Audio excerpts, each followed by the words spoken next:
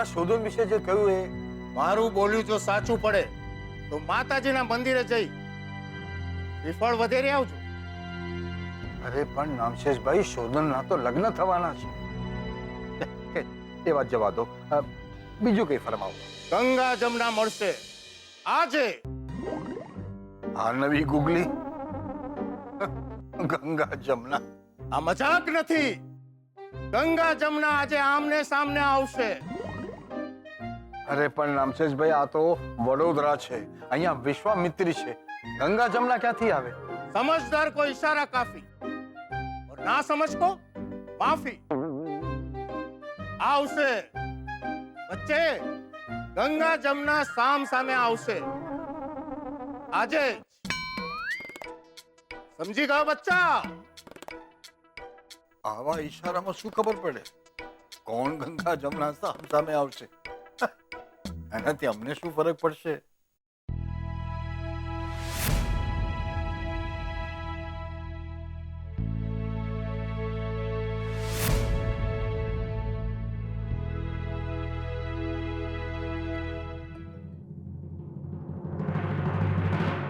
લક્ષ્મી,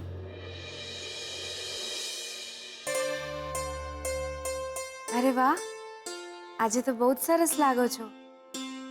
આજે સિસ્ટરની marriage anniversary છે.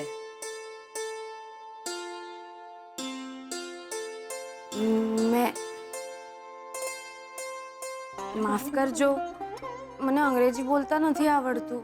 એટલે એમ કે આજથી 5 વર્ષ પહેલા એક મૂર્ખ માણસે મારી સાથે લગ્ન કર્યા હતા.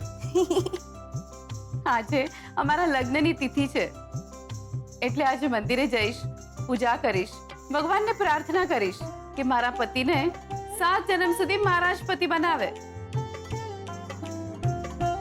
શું છે કે દર જન્મમાં નવા નવા પતિ સાથે અનુરૂપ થવામાં અઘરું પડે. હું પણ ભગવાનને એ જ પ્રાર્થના કરું છું. આટલું જ વાલ છે તો નામ સરનામું આપને એમનું, બોલાવીએ એમને. તને આટલું વાલ છે તો એને પણ તો હશે જ ને તારા માટે. છે વાલ છે, પણ મારા માટે નહીં. એમને મન કોઈ બીજું વાલું છે, હું નહીં. તો શા માટે લગ્ન કરે તે એમની સાથે? આવા ખરાબ માણસ સાથે? ના, એમના વિશે એમ ઘસાતું નહીં બોલો. એ ખરાબ માણસ નથી, બહુ જ સારા માણસ છે. પણ ગળે મંગળસૂત્ર બાંધવાથી રાધા રૂકમણી તો નથી બની જતી ને. તો પછી 7 જન્મ સુધી આ જ પતિ મળે એવી પ્રાર્થના શા માટે? પ્રાર્થના તો રાધાએ પણ નહોતી કરી ભગવાનને કે આવતા જન્મમાં મને રૂકમણી બનાવજો. રાણીઓ તો 16,000 હતી, પણ બાવરી તો રાધા એક જ હોય ને. સૌના ભાગ્યમાં કંકુ ચોખા, મારો તુલસી ક્યારો. તારા ભાગ્યમાં પણ હશે કંકુ ચોખા. બેન, હું જરા બહાર થોડી વાર ચાલી આવું. હા હા, ચોક્કસ. તને થોડું સારું પણ લાગશે. જા. જી.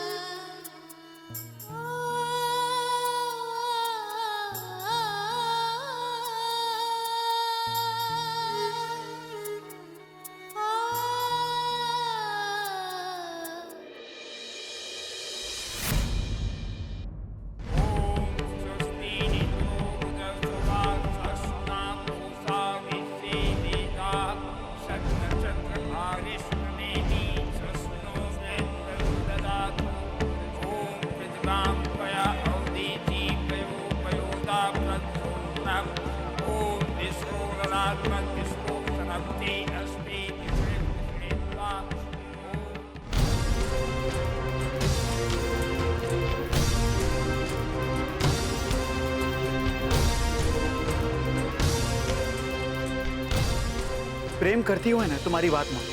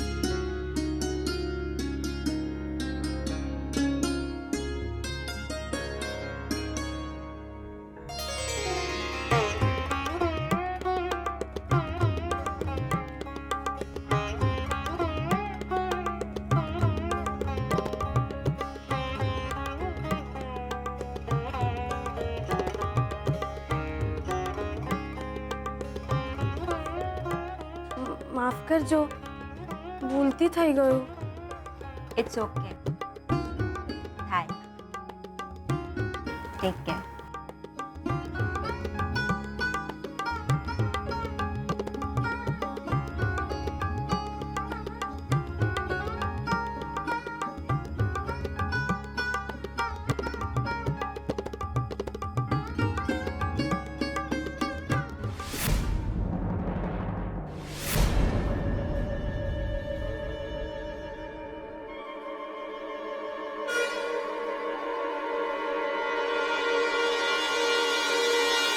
આ ફોન તો એ બેનનો લાગે છે.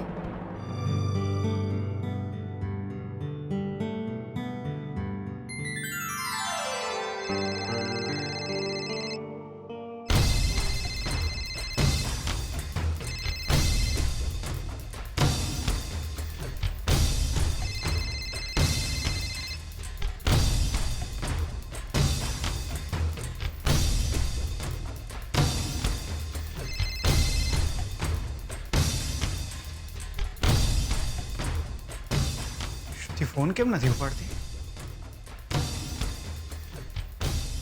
બિઝી હશે.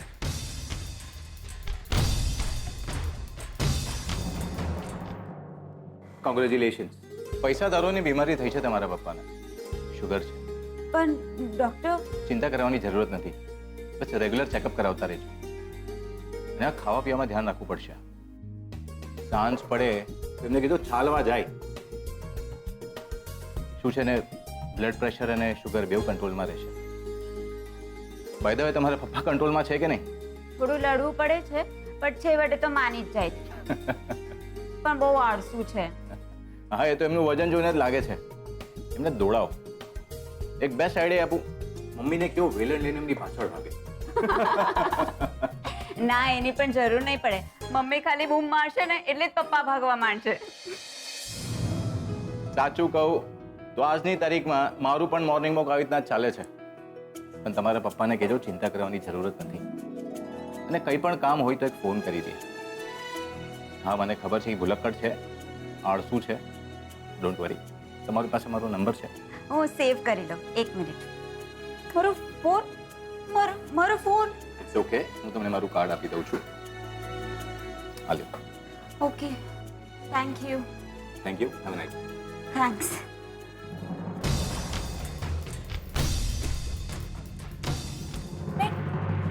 પેલા બેન હમણાં આવ્યા હતા ને, એ ક્યાં ગયા હશે? આ એમનો ફોન ભૂલી ગયા છે. તમે એમને આપી દેજો ને. ઠીક છે.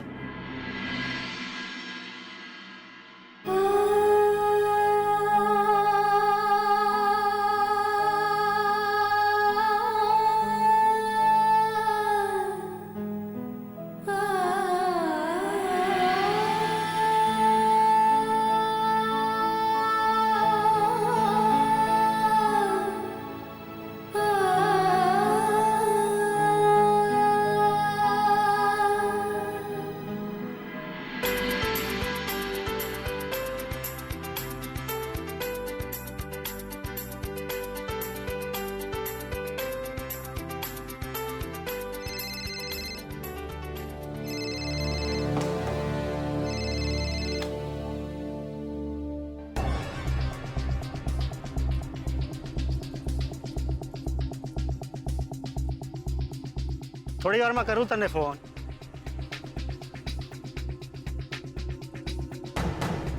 મારા પૈસા?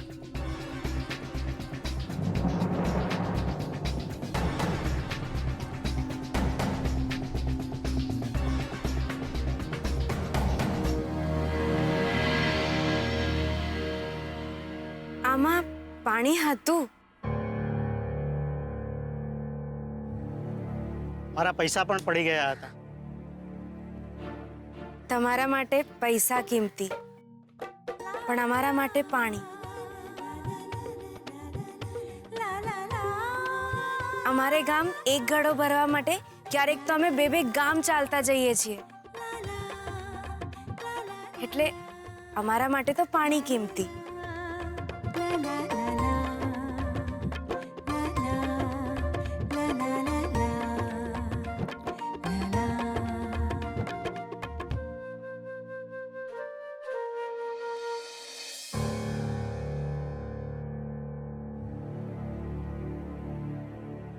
ક્યાં ગયો યાર મારો ફોન? હું અહીંયા જ પેલી છોકરીને અથડાઈ હતી. મારો ફોન, એક્સક્યુઝ મી, મારો ફોન હું અહીંયા ભૂલી ગઈ હતી. એક છોકરીને હું અહીંયા જ અથડાઈ હતી. મને લાગે છે એ જ મારો ફોન ચોરી કરી ગઈ છે. તમે એને જોઈ છે? અહીંયા પેશન્ટ હશે, એને માથામાં બહુ જ વાગ્યું છે. પ્લીઝ યાર મારો ફોન. આ ફોન તમારો છે? હા, આ મારો જ ફોન છે.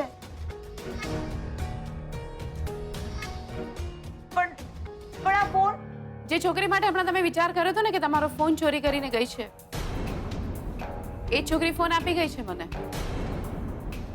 મને કહીને ગઈ છે કે કોઈ બેન ફોન ગોતતા આવે ને તો એને આપી દેજો.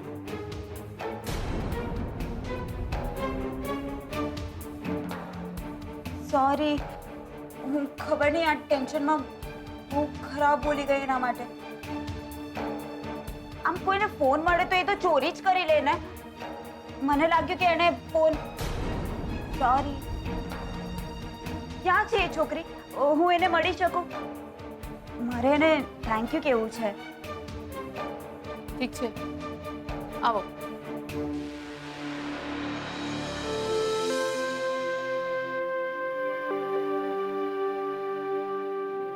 લક્ષ્મી, શું થયું?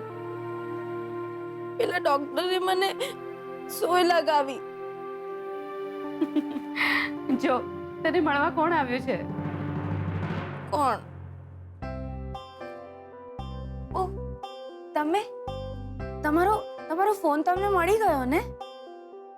હા. હા, હવે મને શાંતિ થઈ. Thank you very much.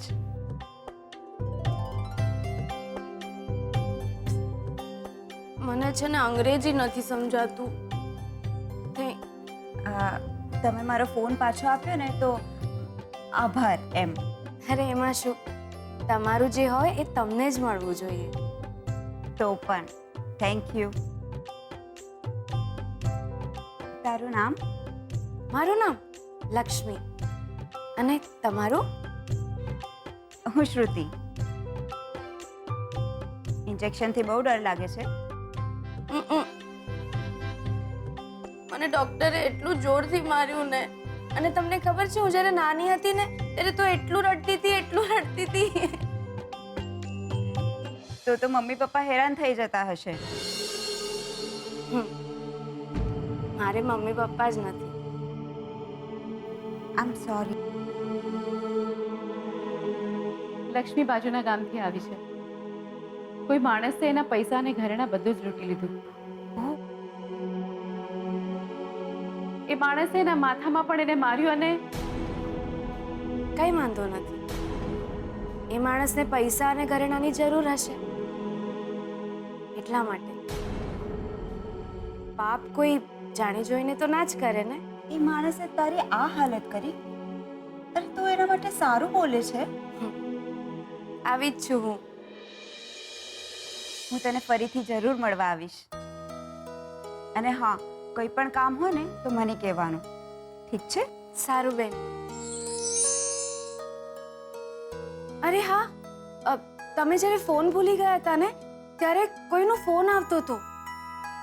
જોઈ લો કંઈ કામ ના હોય એમને. ઓહ, મારા થનારા હસબન્ડનો હતો, એટલે મારા થનારા પતિનો હતો.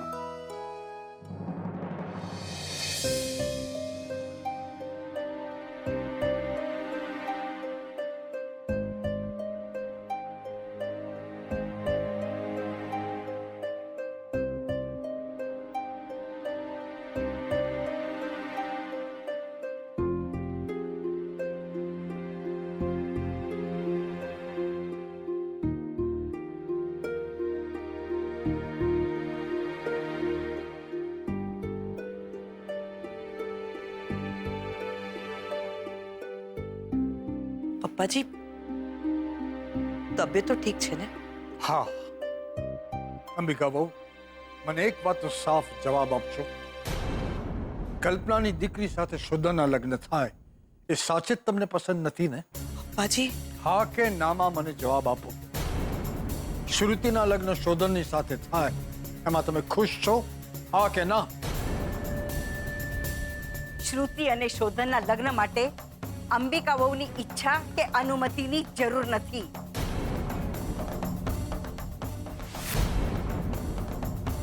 સરસ્વતી, મેં જ અંબિકા વહુને પૂછ્યું કે એટલે અંબિકા વહુ ના પાડશે તો શ્રુતિ અને શોધનના લગ્ન તમે નહીં કરો? અંબિકા વહુ શોધનની માં છે. હું પણ પ્રદ્યુમનની માં હતી.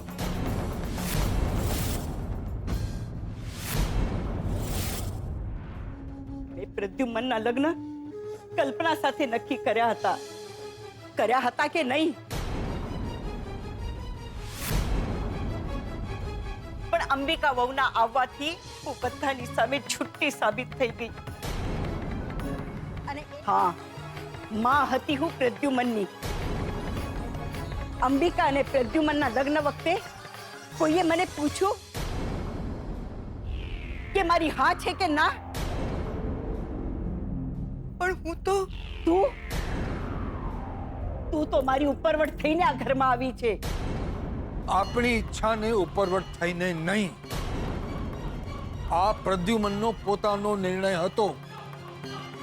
એમ તો કાલે ઉઠીને શોધન એમ કહેશે કે મારે શ્રુતિ સાથે નહીં કોઈ બીજી છોકરી સાથે ઘર માંડવું છે, તો શું કરશો તમે?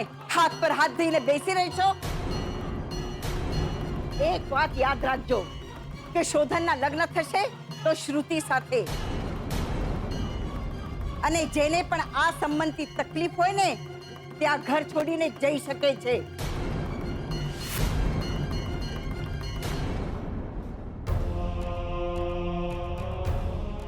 હું દુશ્મન નથી મારા દીકરાની. એ જેમાં ખુશ એમાં હું રાજી.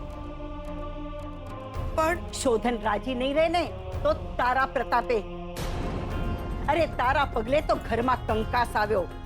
કલ્પના જેવી સારી છોકરી હાથથી ગઈ, પ્રદ્યુમનને ગુમાવવો પડ્યો. અને હવે તું શોધનનો પડછાયો બની છે ત્યારથી શોધનને પણ કઈ નું કઈ થતું આવે છે.